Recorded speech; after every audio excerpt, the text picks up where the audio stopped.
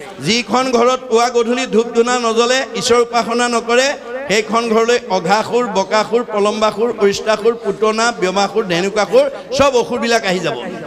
কায়িকভাৱে নহয় দেই, স্বভাৱগতভাৱে, প্ৰকৃতিগতভাৱে আহি যাব। আমাৰ কিছুমান মানুহৰ পৰিয়াল আছে, কথা ক'বই নোৱাৰে, টিঙিচকৈ খং উঠেই, কথা ক'বই নোৱাৰে, লাঠিডাল উলিয়াই আনেই, কথা ক'বই নোৱাৰে, ঠেহ পেচ লাগি চকু পানী উলিয়াই ৩-৪ দিন মানলৈ ভাত পানী নাখায়।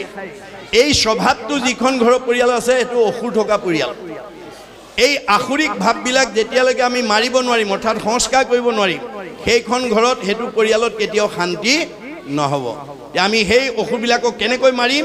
আমাৰ নাৰায়ণ ঠাকুৰ এটা ফকৰাত, আমাৰ আধ্যাত্মিক তত্ত্বযুক্ত এটা ফকৰাত কৈছে কি বুলি, যে কুকুৰে কৰিলে বিয়া বাঘৰ জীয়াৰী, দেখিয়া ভালুক গ'লে ঘৰ বাৰী এৰি।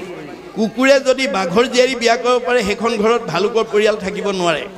তাৰ মানে কুকুৰ মানে জীৱ, ডেকা ল'ৰাই হওক, গাভৰু ছোৱালীয়ে হওক, বোৱাৰীয়ে হওক, জীয়াৰীয়ে হওক, যিটো জীৱই বাঘৰ জীয়াৰী মানে নাম, বিয়া মানে সম্পৰ্ক, নামৰ লগত যি সম্পৰ্ক কৰিব, সেইখন ঘৰত কাম, ক্ৰোধ, লোভ, মোহ, মদ, মাৎসৰ্য, ঈৰ্ষা, হিংসা, কুৎসুত, কপট, এই আসুৰিক ভাৱবিলাক থাকিব নোৱাৰিব। মনত ৰাখিব কথাটো।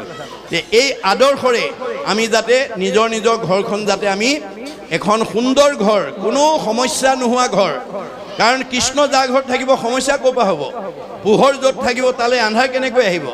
গতিকে ভক্তি পৰিৱেশ য'ত থাকিব তালৈ